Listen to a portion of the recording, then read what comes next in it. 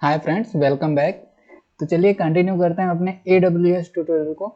और last time हम लोगों ने अपना जो सर्वर सेटअप किया था और हमने अपनी पब्लिक आईपी के थ्रू उसको रन करने की कोशिश किया था, तो वो रन नहीं हो रहा था। यहाँ पे हमारा EC2 इंस्टेंस का डैशबोर्ड ओपन है। अगर हम यहाँ पे रनिंग इंस्टेंस में आते हैं तो आपको देखने को मिलेगा कि हमारा रनिंग इंस्टेंस है, और अगर डिटेल पे आएंगे तो ये हमारा पब्लिक आईपी है, जो कि हमने अभी इसको इलास्टिक आईपी में भी कन्वर्ट कर लिया है। अगर आपने लास्ट का ट्यूटोरियल नहीं देखा है तो इलास्टिक आईपी में कन्वर्ट करना जरूरी इसलिए है, अगर आप इलास्टिक आईपी में कन्वर्ट नहीं करेंगे और सारा कुछ सेटअप कर देंगे तो अपनी पब्लिक आईपी से तो ये चल जाएगा। आपका जो अभी सर्वर रन नहीं कर रहा था ना, वो रन तो कर जाएगा। देखिए अभी भी ये रन नहीं कर रहा है, लेकिन आज मैं जो सेटिंग्स बताऊंगा उसके बाद आपकी पब्लिक आईपी से आपका सर्वर रन तो करने लगेगा, आपका प्रोजेक्ट भी रन करने लगेगा। बट प्रॉब्लम ये होगी कि जैसे ही कभी आप रीस्टार्ट कर देंगे, रीसेट कर देंगे, तो ये आईपी चूंकि चेंज हो जाती है, जो नॉर्मल पब्लिक आईपी होती है, इसलिए आपको इसे एक इलास्टिक आईपी में चेंज कर लेना चाहिए और एक इलास्टिक आईपी क्रिएट करके अपने इंस्टेंस के साथ कनेक्ट कर दीजिए। तो ये आईपी फिर आपकी चेंज नहीं होगी, ये पब्लिकली हमेशा के लिए आपको असाइन हो जाएगी। आई थिंक ये सब चीज़ें आपको समझ में आ गई होंगी। आपको नहीं आई है तो हमारे प्रीवियस वीडियोज को आप देख सकते हैं। तो चलिए आज मैं दिखाता हूँ कि ये मान लो आपने आईपी भी सेट कर लिया या नहीं भी किया, दोनों ही केसेस में आपको आगे क्या करना है कि ये हमारा अपनी पब्लिक आईपी के साथ हमारा जो लोकल होस्ट का सर्वर था वो भी यहाँ पे मैं एक्सेस कर पाऊँ। तो इसके लिए सबसे पहले आपको यहाँ सिक्योरिटी में आना है। सिक्योरिटी में आने के बाद आपको सिक्योरिटी ग्रुप मिल जाएंगे, है ना। आप जब या तो यहाँ से आ जाओ या फिर आपको यहाँ पे सिक्योरिटी ग्रुप देखने को मिल सकता है। वेट अ सेकेंड, हाँ देखो सिक्योरिटी ग्रुप में क्या लिखा है, लॉन्च विजार्ड 2। आपका 2 वाला सिक्योरिटी ग्रुप यहाँ पे क्रिएट है ना। और अगर आप यहाँ पे थोड़ा सा स्क्रॉल करें साइड बार में, तो भी आप यहाँ पे एक सिक्योरिटी ग्रुप का ऑप्शन पाते हैं, जिसमें आपके सारे सिक्योरिटी ग्रुप्स मिल जाते हैं।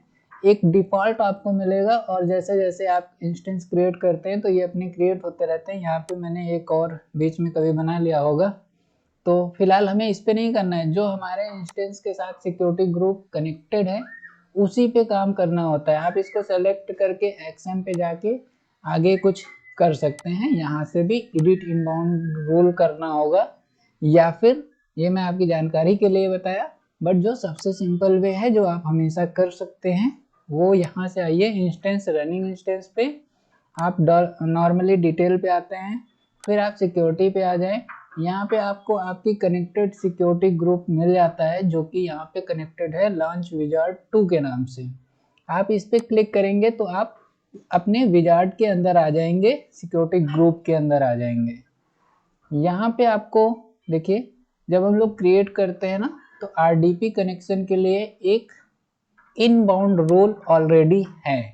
हमें इसी इनबाउंड रोल को एडिट करना है। Inbound role, outbound role and tags होते हैं। बाय डिफॉल्ट इसमें आउटबाउंड रोल में कुछ अपने को करना नहीं होता है, जो भी कनेक्टेड है कनेक्टेड है। थोड़ा सा इनबाउंड रोल के साथ सेटिंग्स करेंगे।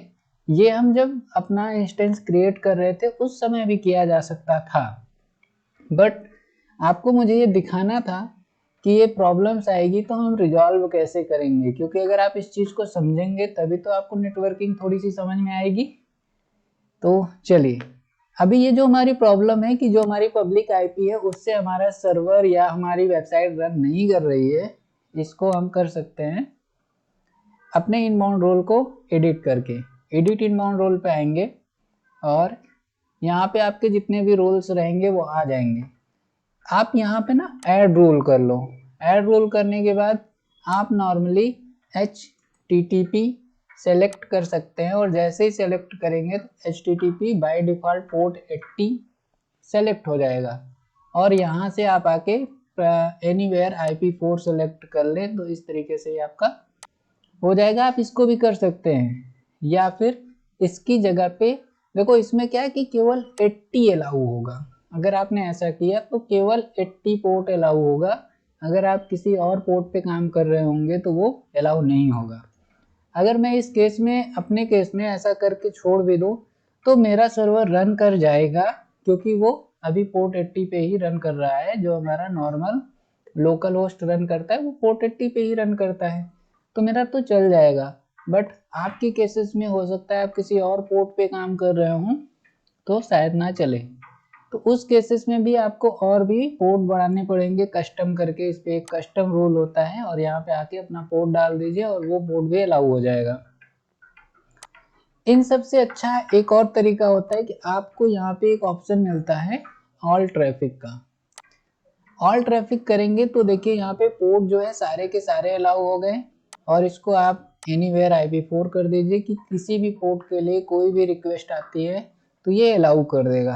आप ऐसा भी कर सकते हैं या स्पेसिफिक पोर्ट को भी अलाउ कर सकते हैं, ये आपकी मर्जी है। फिलहाल मैं यहाँ पे ऑल ट्रैफिक कर दे रहा हूँ क्योंकि मुझे अभी मल्टीपल पोर्ट्स पे प्रोजेक्ट रन करने हैं, तो मैं ऑल रखूँगा। और अगर मैं बार बार पोर्ट यहाँ पे चेंज करूँगा ना तो हर बार मुझे आके यहाँ पे रूल्स बढ़ाने पड़ेंगे, तो वो मैं नहीं करने वाला हूँ।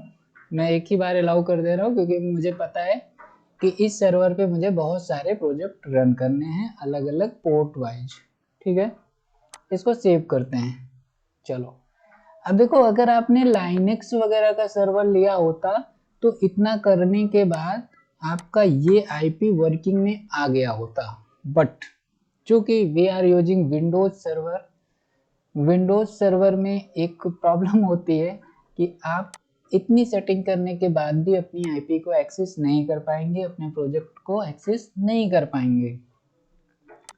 तो अब मैं बताता हूँ कि अब आगे आपको करना क्या है। करना यूँ है कि अब आपको पहले अपने RDP के साथ अपने सर्वर को कनेक्ट कर लेना है, जो हम लोगों ने क्लाउड पे एक सर्वर बना रखा है। वेट करते हैं। हाँ, एक और प्रॉब्लम आपको आ सकती है, इस चीज़ को भी ध्यान रखिएगा।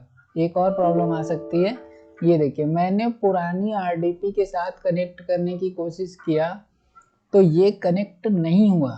ये आपके भी साथ होगा, और ऐसा इसलिए हुआ है क्योंकि आपको याद होगा लास्ट टाइम में मैंने अपनी IP को, पब्लिक IP को चेंज किया था, है ना। जब आप पब्लिक IP को चेंज कर देते हैं तो आपका ये RDP भी फेल हो जाता है, क्योंकि इसमें जो कॉन्फ़िगरेशंस थी वो पुरानी IP के लिए पड़ी हुई थी। तो अभी अपने को क्या करना होगा कि न्यू RDP डाउनलोड करना पड़ेगा। हम लोग यहाँ पे आएंगे, इंस्टेंस में आएंगे और यहाँ पे देख लेते हैं।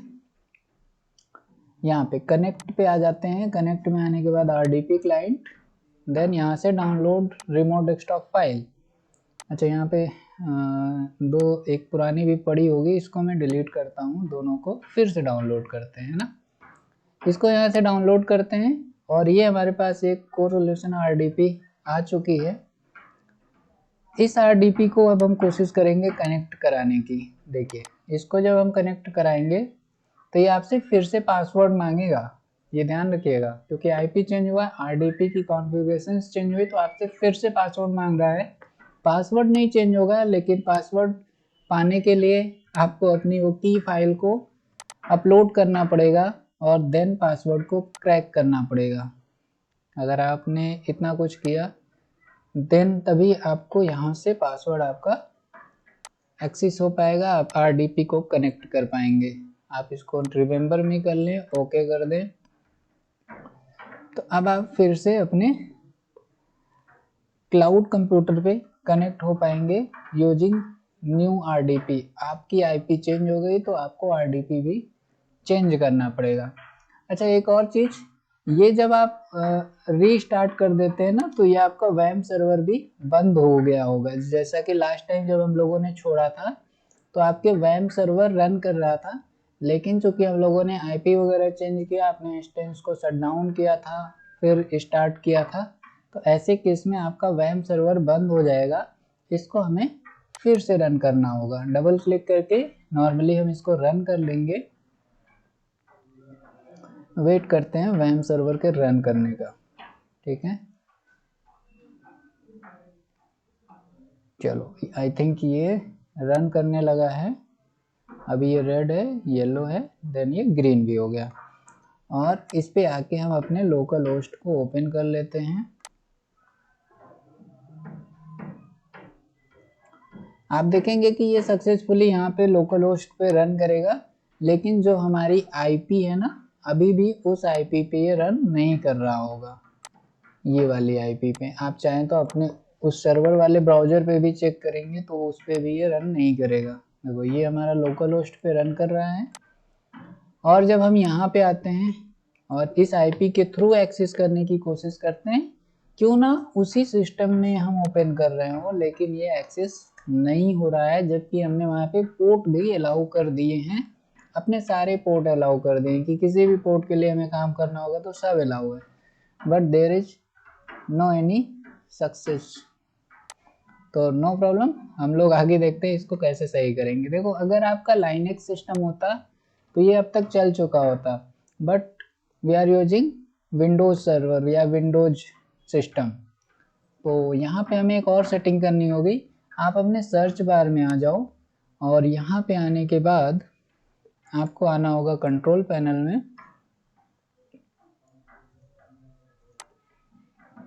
कंट्रोल पैनल में आने के बाद आपको एक ऑप्शन मिल जाएगा नेटवर्क एंड इंटरनेट।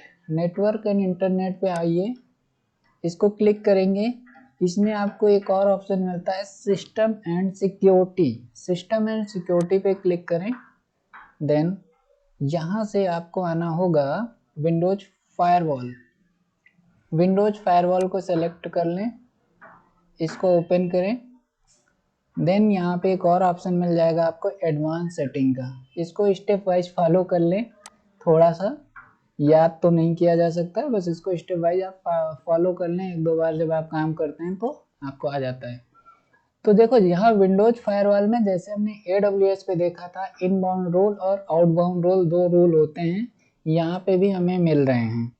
तो हमें क्या करना है, एक इनबाउंड रोल में आना है। यहाँ पे बहुत सारे इनबाउंड रोल आपको बाय डिफॉल्ट मिलते हैं, बट हमारे कुछ काम का, बहुत सारा हमारे ही काम का है, बट अभी जो हमें चाहिए, जिस वजह से हमारी वेबसाइट नहीं रन कर रही है, उसको देखेंगे। यहाँ पे आएंगे, एक न्यू रूल बनाने की कोशिश करेंगे और आप लोग भी इसे बनाएं। फिर हमें क्या चाहिए, पोर्ट का एक्सेस चाहिए। देखो ये सब कुछ क्यों हो रहा है, पोर्ट की वजह से हो रहा है। पोर्ट को एक्सेस नहीं मिल रहा है, तो पोर्ट पे आ जाएंगे। पोर्ट पे आने के बाद नेक्स्ट क्लिक करेंगे।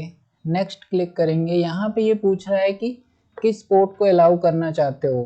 तो आप यहाँ पे ना मैनुअल अपना पोर्ट दे सकते हैं। अलग अलग पोर्ट के लिए अलग अलग रूल्स बना सकते हैं, या फिर एक ही बार में ऑल लोकल पोर्ट्स को अलाउ कर सकते हैं। आपको ऑल लोकल पोर्ट्स को अलाउ करना है। ये सब आपके रियल, जो आपने नॉर्मल कंप्यूटर इंस्टॉल किया है ना, उसमें भी ये सारी चीज़ें होती हैं। ये कुछ नया नहीं है। इसीलिए मैं बार बार कहता हूँ कि जब आप कोई चीज़ सर्वर पे कर रहे हैं या लोकल, जो कुछ भी आप लोकल कर रहे हैं वो भी लाइव हो सकता है, बट चूंकि इंटरनेट की कनेक्टिविटी की प्रॉब्लम होती है, इसलिए हम लोग इस टाइप के एक वर्चुअल कंप्यूटर्स लेते हैं। यहाँ पे हमने क्या किया, ऑल लोकल पोर्ट्स कर दिया। देन इसको नेक्स्ट करते हैं। अलाउ द कनेक्शन को टिक रहने देते हैं। ये सारी चीज़ें आप ध्यान रखिएगा, ये ऑलरेडी चेक होने चाहिए कि डोमेन से, प्राइवेट से, पब्लिक से, कहीं से भी एक्सेस हो तो मेरे सारे पोर्ट एक्सेसिबल होने चाहिए। नेक्स्ट करते हैं। ये आपसे पूछता है कि आप जो रूल्स बना रहे हो उसका नाम कुछ रखेंगे। हाँ, तो मैं रखना चाहूँगा, मैं एक नाम रख देता हूँ, कोर सॉल्यूशंस। कोर सॉल्यूशन, चूँकि इनका मैं सर्वर सेटअप कर रहा हूँ, और इसको फिनिश करते हैं। तो आपको देखिए यहाँ पे एक कोर सॉल्यूशन के नाम से रूल जनरेट हो गया है, यहाँ पे आपको दिखाई दे रहा है, और ये रनिंग में है। अब देखो, आप चाहे अपने इसी सर्वर के ब्राउज़र से आके इसको एक्सेस करने की कोशिश करिए, तो कुछ चेंजेज हुए और आपका पोर्ट सक्सेसफुली एक्सेसिबल है। और फॉरिजन का एक एरर आने लगा है, जो कि you do not have permission to access this resource. ये एरर अब हमारे किसी और चीज का नहीं है, ये हमारे वैम्प सर्वर का है। वैम्प सर्वर हमें अपनी चीजों को नॉर्मली ना पब्लिकली एक्सेस करने नहीं देता है, इसमें चीजें डिसअलाउ रहती हैं, वो भी मैं आपको दिखाता हूँ। बाकी देखो हम लोग वैम्प सर्वर तक पहुंच रहे हैं, हमारी कनेक्टिविटी अब सही हो गई है, बस हमें इनबाउंड रोल AWS पे भी अलाउ करना था और अपने कंप्यूटर में भी आके अलाउ करना था। अब हम इन चीज़ों को क्लोज कर देते हैं जो हमने नीचे रखी हैं, ये हमारा कंट्रोल पैनल वगैरह जो कुछ भी लेता। अब हमारी सारी चीज़ें ओके हो गई हैं, बस हमें अब थोड़ा सा अपने वैम्प सर्वर के टेक्निकल पार्ट को समझना होगा। वैम्प सर्वर हमें डिसअलाउ रखता है पब्लिकली अपनी कॉन्फ़िगरेशंस को एक्सेस करने के लिए। यहाँ पे देखिए अपाची 2.46 जो है ये हमें अलाउ नहीं कर रहा है। तो इसको अलाउ करने के लिए आपको करना क्या होगा, जो यहाँ पे हमारा कॉन्फ़िगरेशन है ये, इस पे आइए और यहाँ पे आ जाइए अपाची। अपाची में दो फाइलें होती हैं, एक http://d.config और http://dvhhost.config। इन दोनों फाइलों में ही एक सेटिंग चेंज करनी है। पहले तो इसको हम ओपन करते हैं, ये नोटपैड पे ओपन होगा। तो ये देखो यहाँ पे लिखा हुआ है रिक्वायर्ड लोकल अलाउ ओवरराइड वगैरह ठीक है, लेकिन रिक्वायर्ड लोकल की वजह से ये एक्सेस नहीं हो पा रहा है। तो हमने आपके लिए ये छोटा सा करेक्शन, इसकी जगह पे आपको क्या कर देना है, required all granted. Required local को आपको रिक्वायर्ड ऑल कर देना है और उसको ग्रांट कर देना है, परमिशन दे देना है। इसको सेव कर लेना है। इसी तरीके से दूसरी वाली भी फाइल ओपन कर लेते हैं, दूसरी फाइल भी ओपन कर लेते हैं, ये http://d.config, और इसमें थोड़ा सा आप इंस्टॉल करेंगे तो आपको मिल जाना चाहिए डायरेक्टरी। वेट अ सेकंड, देखते हैं नहीं मिल रहा है ना, तो मैं यहाँ से सर्च कर लूँगा। क्या सर्च करूँगा, डायरेक्टरी, क्योंकि मैं यहाँ पे टाइम ज़्यादा नहीं वेस्ट कर सकता। तो ये देखो हमारे पास डायरेक्टरी है और अलाउ नन रिक्वायर्ड ऑल डिनाइन, सारा कुछ यहाँ पे डिनाइन है ना। ऑल जो है वो डिनाइन है, इसको भी हमें अलाउ करना होगा। इसको अलाउ करने के लिए देखिए यहाँ पे ये डिनाइन रहता है, आपको इसको अलाउ ओवरराइड ऑल कर देना है और रिक्वायर्ड ऑल डिनाइन को ग्रांटेड कर देना है। तो इन दोनों चीज़ों को वहाँ पे बस जाके अपने सर्वर की फाइल पे चेंज कर देना है। डिनाइन को ऑल कर देंगे, सॉरी नन को ऑल कर देंगे और डिनाइन को ग्रांटेड कर देंगे। इसको सेव करेंगे और अपने वैम्प सर्वर को रीस्टार्ट करेंगे। रीस्टार्ट करना ज़रूरी होता है, अदरवाइज आपके ये सारी कॉन्फ़िगरेशंस अप्लाई नहीं होंगी। तो मैं आपको दिखाता हूँ, ये येलो, इसके बाद ये आपका ग्रीन हो जाना चाहिए। ओके, ये फाइनली ग्रीन हो चुका है। थोड़ा सा टाइम ले लेगा, पहली बार तो पेशेंस रखिएगा, डरना नहीं है, 1-2 मिनट का टाइम दे देना भाई। सर्वर अपने आप को फिर से इसमें क्रॉल करता है और चीज़ें सही रहती हैं। तो अगर मैं आपको अभी दिखाता हूँ लोकल होस्ट पे भी हमारी फाइल चल रही होगी, जो कि ये लोकली एक्सेस है। और अब हम ट्राई करते हैं अपनी पब्लिक आईपी पे। क्या, यस, सक्सेसफुली हम लोगों ने अपनी आईपी पे अपने वैम्प सर्वर को रन करा लिया है। और ये तो अभी अपने वर्चुअल मशीन पे है। आइए अब लोकल मशीन पे भी देखते हैं कि क्या हम उस आईपी के थ्रू अपने सर्वर को एक्सेस कर पा रहे हैं। यही तो है हमारा लोकल, इस पे हम आते हैं और ये देखो जो सर्वर हमने अपना वहाँ पे बनाया ना क्लाउड पे, अब वो हम एक्सेस कर पा रहे हैं अपने सिस्टम पे, या कहीं भी आप दुनिया में किसी भी कोने से इसको एक्सेस कर पाएंगे। आपको चूंकि ये आईपी दिखाई दे रही है तो आप भी अभी इसको एक्सेस कर पाएंगे। आगे चल के मैं इसको पासवर्ड वगैरह चेंज कर दूंगा तो आप इसको एक्सेस नहीं कर पाएंगे, लेकिन अभी तो आप कर पाएंगे। ओके, तो यहाँ पे भी एक प्रॉब्लम है, आइए इसको भी देख लेते हैं कि इसको हम सॉल्व कैसे करेंगे। तो सिंपली जैसे हमारा नॉर्मल वैम्प सर्वर रन करने लगा है, इसी तरीके से हम PHP माई एडमिन को भी अलाउ करना होगा। तो सर्वर पे आते हैं और अब की बार हम लोग आएंगे थोड़ा सा अपनी डायरेक्टरी के अंदर। सी ड्राइव में हमारा वैम्प यहाँ पे इंस्टॉल हुआ है। इसको फाइल ओपन करेंगे, यहाँ पे एक एलिस का ऑप्शन आएगा, इसके अंदर एक फाइल होगी php my admin की कॉन्फ़िगरेशन फाइल। इसको एडिट कर लेंगे अपने नोटपैड पे ही या कहीं पे भी, और इसमें देखिए रिक्वायर लोकल लगा हुआ है, तो लोकल अपने को नहीं चाहिए, इसको अलाउ रिक्वायर ऑल ग्रांटेड ही कर देंगे यहाँ भी। और इसको करने के बाद हम लोग इन सबको सेव कर देंगे और सर्वर को फिर से रीस्टार्ट कर देते हैं, और अब डेफिनेटली हमारी प्रॉब्लम सॉल्व हो जाएगी, php my admin भी वर्क करने लगेगा। वेट कर लेते हैं, ये जस्ट ग्रीन होने का थोड़ा सा टाइम ले सकता है, और ये जल्दी ही ग्रीन होगा। जैसे ही ग्रीन हो जाएगा देन एक बार हम लोग चेक करेंगे, और आज के लिए बस इतना ही रखेंगे। अब देखिए यहाँ पे मैंने पूरा वैम सर्वर को लाइव एक आईपी पे चला के दिखा दिया है। अब देखो ये है, अगर मैं ये ब्राउज़र यहाँ पे ओपन करूँ तो यहाँ पे भी चलेगा।